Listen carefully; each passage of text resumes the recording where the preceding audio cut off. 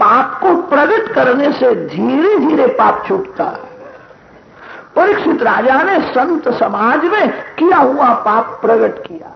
मैं पापी हूं, मैं अधम हूं, मैंने ब्राह्मण का अपमान किया है, मैं 7वें दिवस में मरने वाला हूं, मेरे को दुख यही होता है, जीवन में कभी मैंने मरने की तैयारी नहीं की है।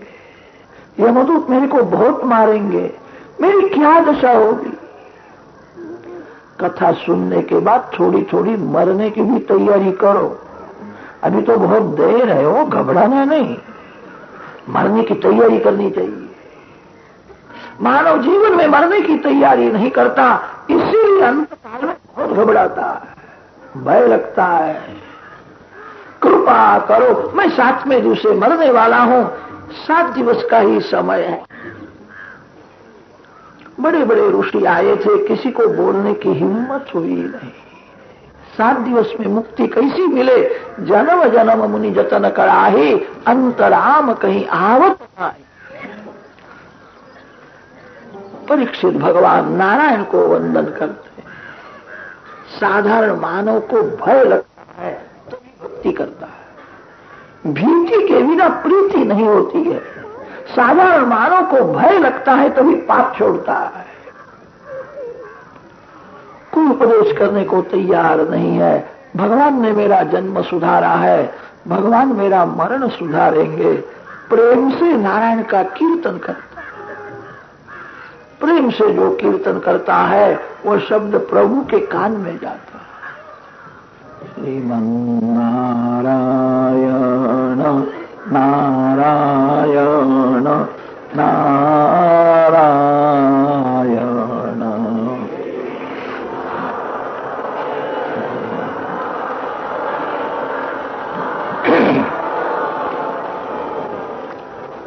श्रीमन नारायण नारायण नारायण।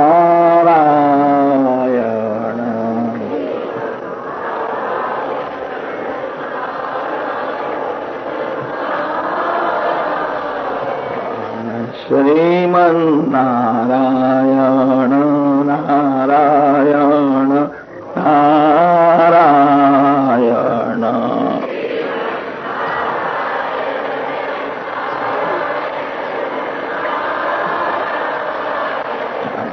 श्रीमन नारायण नारायण नारायण।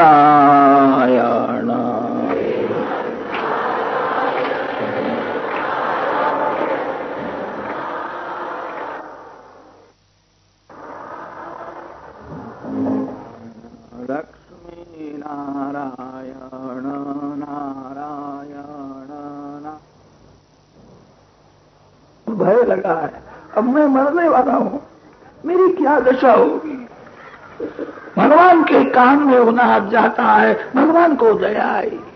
सुखदेव जी महाराज को प्रेरणा की है, भगवान की प्रेरणा से सुखदेव जी महाराज आए हैं।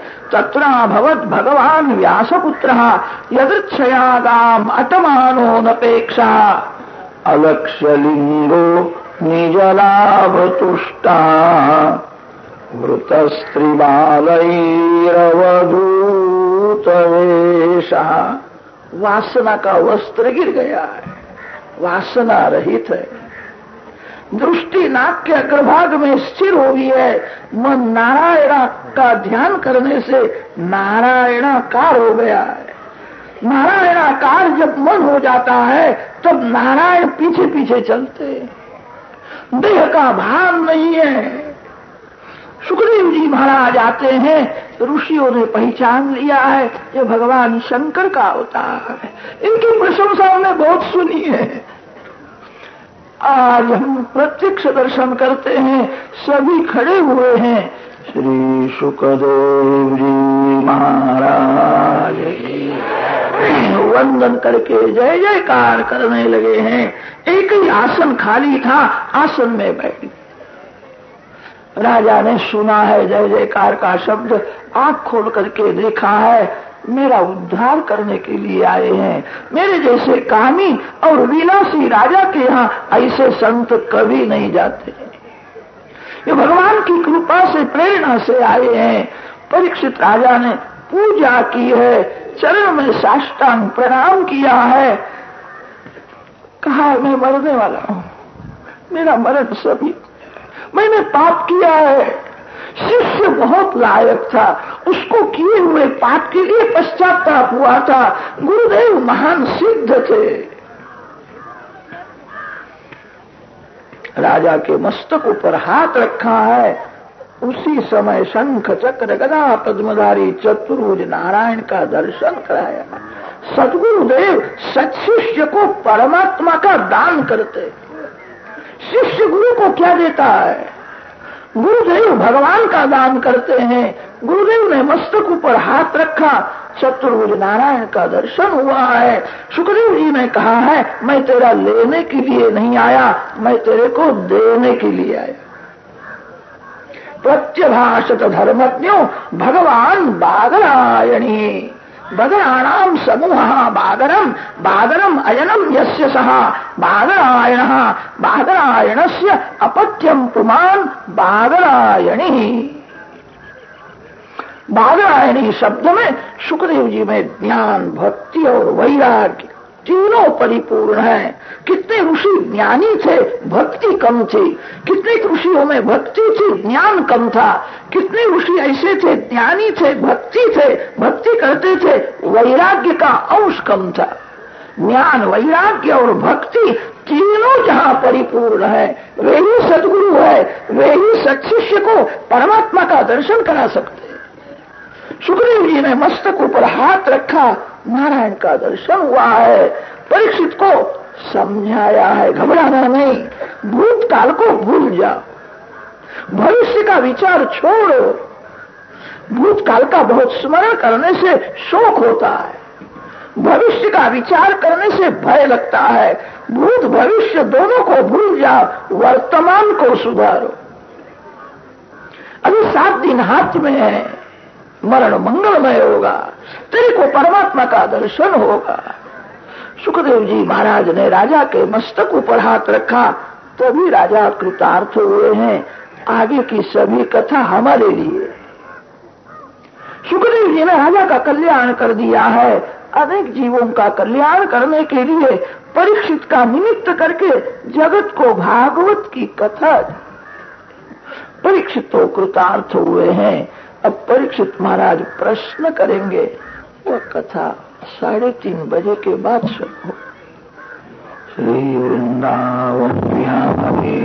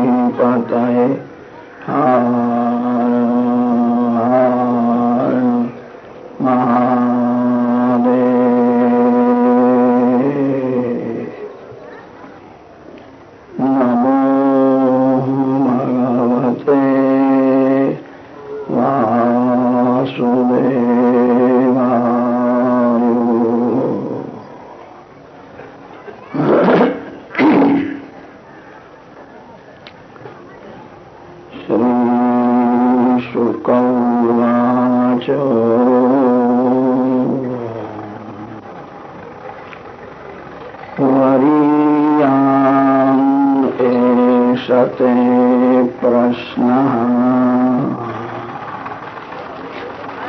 कृतो लोकहितनिवृत्तः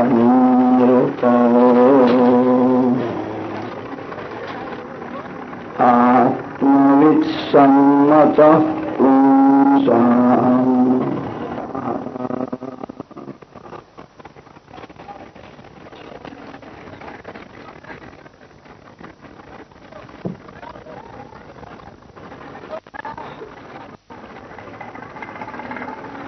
परमात्मा श्री कृष्ण जगद गुरु है। कृष्णं वंदे जगद गुरु। सद्गुरु तत्व और ईश्वर तत्व दोनों एक ही होते हैं।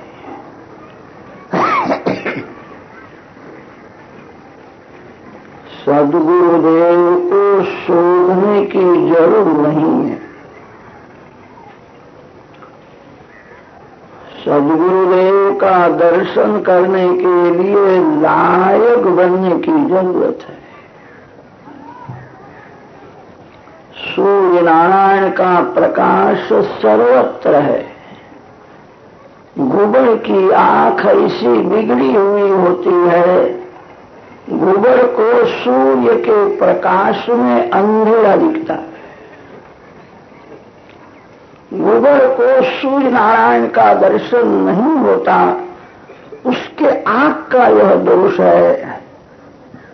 सद्गुरुदेव सर्वकाल सर्व में विराजमान है।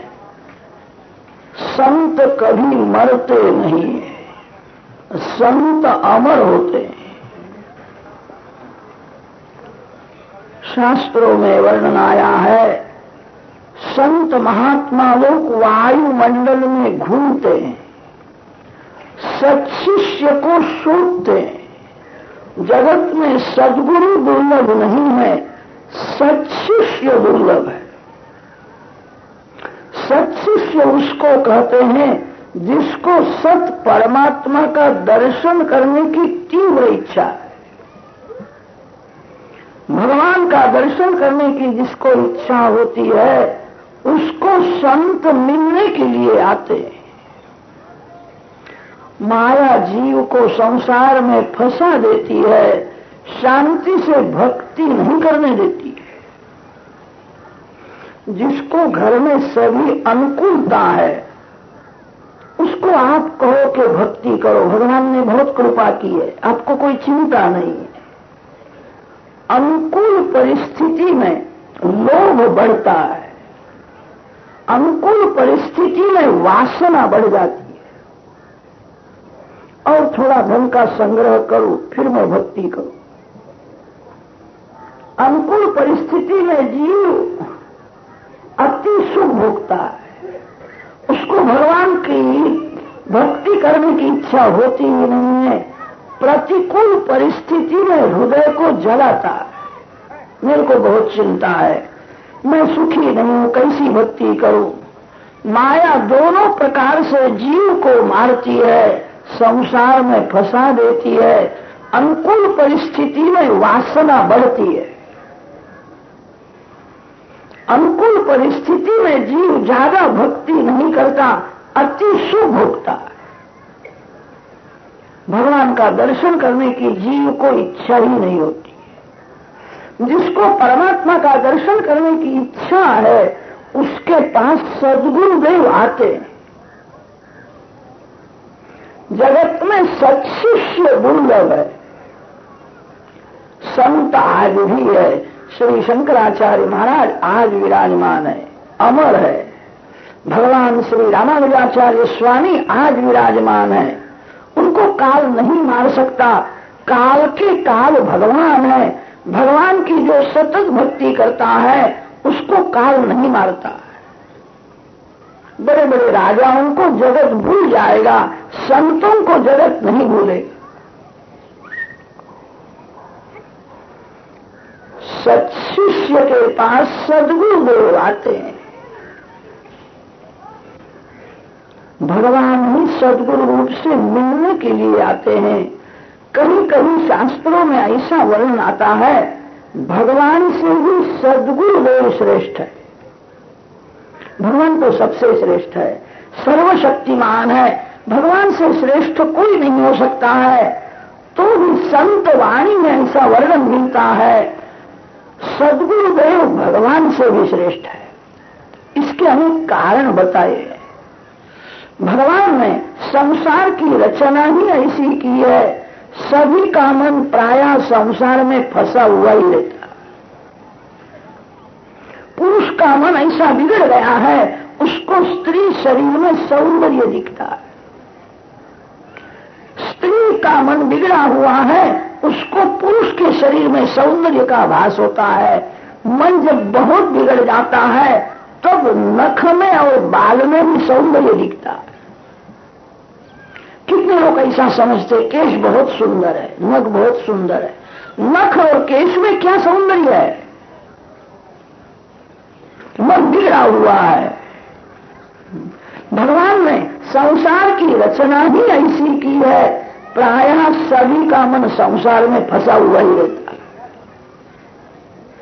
भगवान का दर्शन करने की इच्छा ही नहीं होती है। भगवान ने ऐसा मोह काहे को रखा है?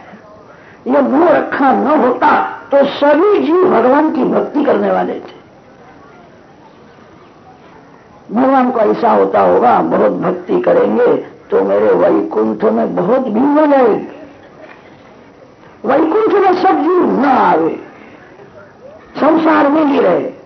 इसीलिए कदाच भगवान ने ऐसा मोह उत्पन्न कर दिया है, जीव संसार में फंसा हुआ ही रहता है। संसार मीठा ही लगता है, संसार सुख से घृणा नहीं होती है। भगवान का दर्शन करने की तीव्र इच्छा नहीं होती है, इसीलिए सद्गुरुदेव का दर्शन नहीं होता है। तीन देव श्रेष्ठ माने हैं, ब्रह्मा, विष्णु और महेश्वर। ये तीनों देव एक ही काम करते हैं, सद्गुरुदेव तीनों काम करते हैं। गुरुर् ब्रह्मा, गुरुर् विष्णु, गुरुर्देवो महेश्वरः, गुरु साक्षात परम ब्रह्म, तस्मै श्री गुरवे नमः। गुरुदेव ब्रह्मा जी का स्वरूप है। ब्रह्मा जी जगत उत्पन्न करते हैं, सद्गुरुदेव जब कृपा करते हैं तो पवित्र जीवन का आरंभ होता है। शास्त्रों में ऐसा वर्णन है, जिसके ऊपर किसी संत की कृपा नहीं है, जो भगवान के लिए कोई साधन नहीं करता, वो मानव पशु के समान। कुत्ता दिन भर घूमता ही रहता है। बहुत से लोग पैसे के पीछे ही पड़े रहते हैं। कुत्ते को भूख लगती है तो वह खाता है, मानव भी खाता है।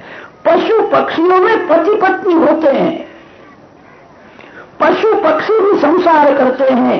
मानव भगवान के लिए साधन न करे तो मानव पशु से भी हल्का है। कुत्ते को जहां खाने का मिलता है वो चाकरी करता है, रात भर जागता है, चोरी न होवे। कुत्ता जिसका खाता है उसकी सेवा करता है। भगवान ने कृपा करके वह शरीर दिया है। भगवान आंख देते हैं, आंख को देखने की शक्ति भगवान ने दी है, बोलने की शक्ति भगवान देते हैं। यद्वाचान अभ्युदितम येन वाग अभ्युद्यते तदेव ब्रह्मत्वं विद्धि नैवै यदिदमुपासते। भगवान सुनने की शक्ति देते हैं।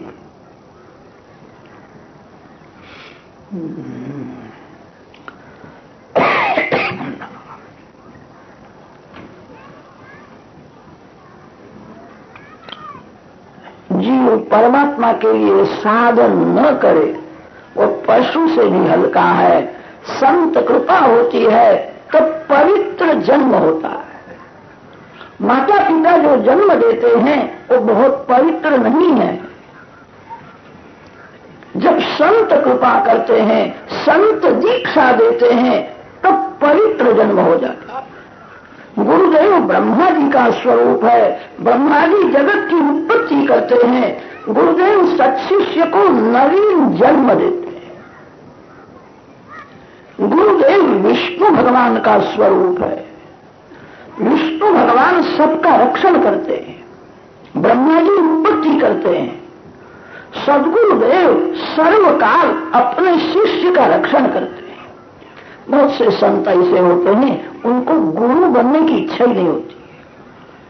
किसी संत को गुरु करना अच्छा है, आप कभी गुरु बनना नहीं। शास्त्रों में तो ऐसा लिखा है, शिष्य को जब पाप की सजा होती है तब भगवान गुरु को बुलाते हैं। गुरु पूर्णिमा के दिन आप पूजा लेते थे, शिष्य की सेवा लेते थे, शिष्य का पाप क्यों छुड़ाया नहीं? शिष्य के पाप की थोड़ी सजा गुरु को होती है। इसलिए बहुत से संतों को गुरु बनने की इच्छा नहीं होती है। जो गुरु होता है उसको बहुत सहन करना पड़ता है। गुरुदेव सत्शिष्य का सर्वकाल रक्षण करते हैं।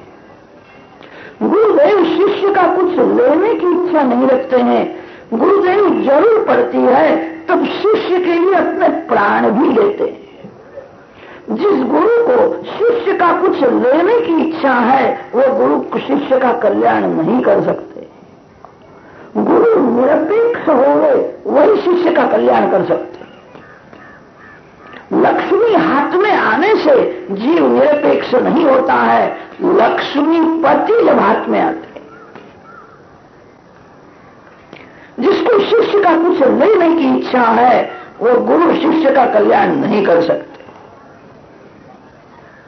गुरुदेव तो शिष्य को अपना सर्वस्व देने की इच्छा रखते हैं। लोभी गुरु और लालची चेला दोनों का नरक में ठेलम ठेला। शिष्य निष्काम होना चाहिए और गुरुदेव निरपेक्ष होने चाहिए। गुरुदेव तो शिष्य के लिए सब कुछ देते हैं।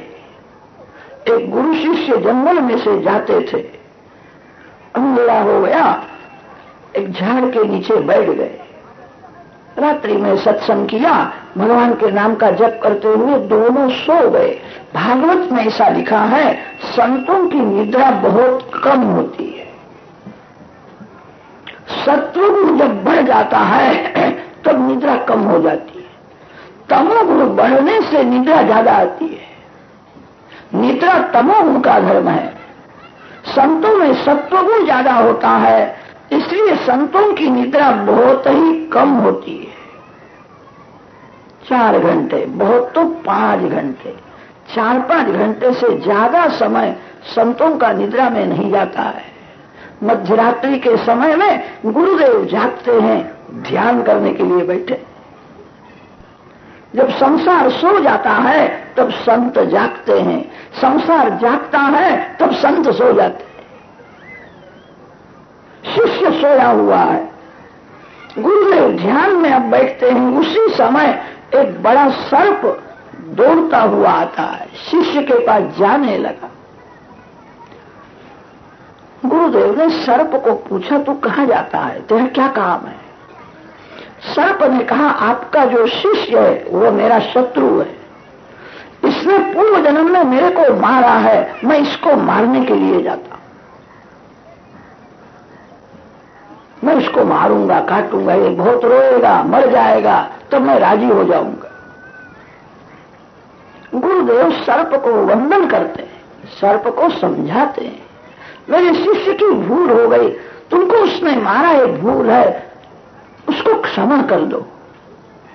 उसको मारने से तेरे को क्या मिलेगा?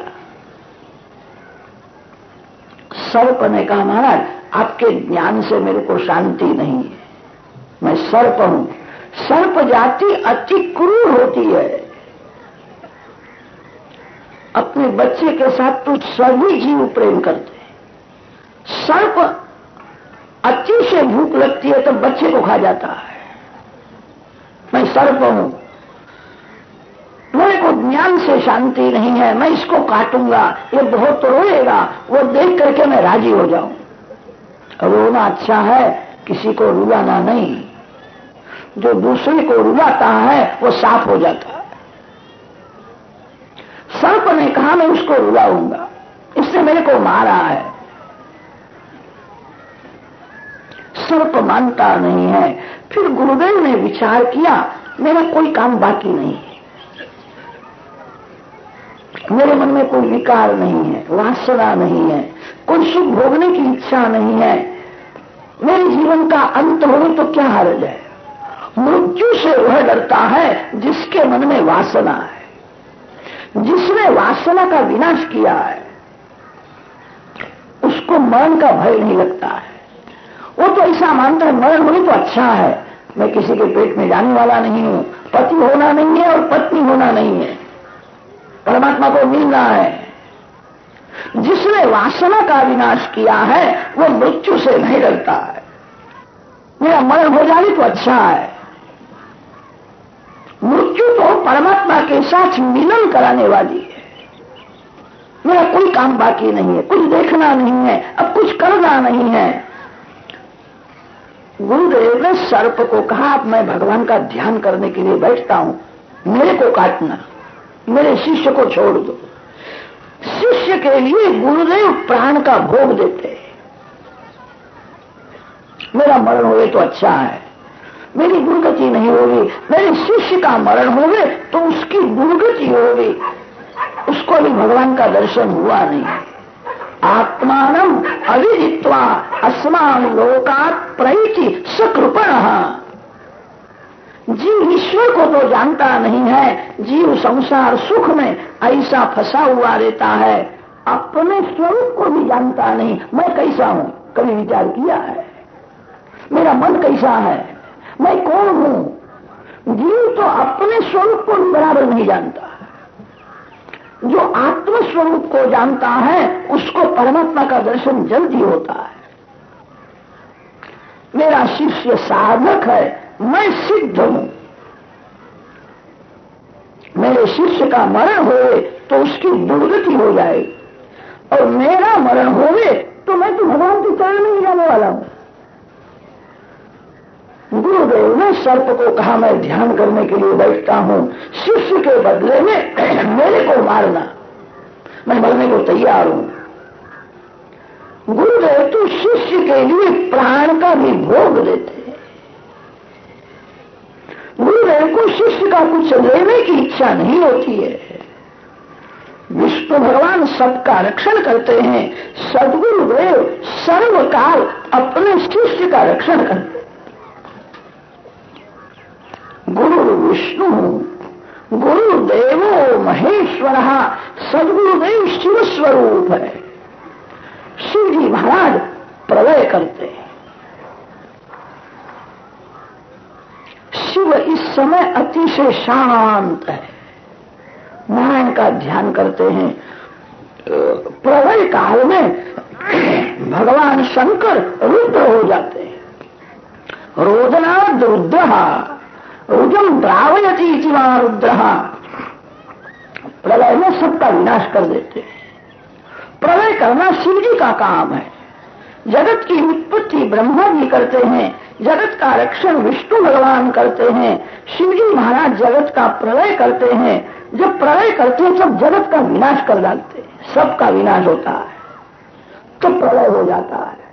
ठीक है, गुरुदेव में एक ऐसी दिव्य शक्ति है, शिष्य के मस्तक ऊपर जब हाथ रखते हैं तब जगत दिखता ही नहीं। जगत होने पर भी जगत का प्रलय हो जाता है। शिव जी महाराज तो जगत का विनाश करते हैं तब प्रलय होता है। गुरुदेव में ऐसी दिव्य शक्ति है, सद्गुरुदेव कृपा करके अपने शिष्य के मस्तक ऊपर जब हाथ रखते हैं उसको जगत दिखता ही नहीं है, फिर जगत रहता ही नहीं है, भगवान ही बाकी रहते हैं। गुरुदेव शिव स्वरूप है। ब्रह्मा विष्णु महेश्वर ये तीन देव एक एक काम करते हैं, सद्गुरुदेव तीनों काम करते हैं। इसलिए सद्गुरुदेव भगवान से भी श्रेष्ठ है। संतों का वर्णन करने से प्रभु प्रसन्न हो जाते हैं, मेरे भक्तों की प्रशंसा करता है। भगवान प्रायः कर्मानुसार जीव को फल देते हैं। कर्म प्रधान विश्व रचि राखा। जीव जैसा कर्म करता है कर्मानुसार भगवान उसको फल देते हैं। कर्म की मर्यादा को भगवान जल्दी मिटाते नहीं है। गुरुदेव में कैसी शक्ति है। गुरुदेव जब शिष्य के ऊपर अतिशय कृपा करते हैं, मेटत कठिन कुअंक भाल के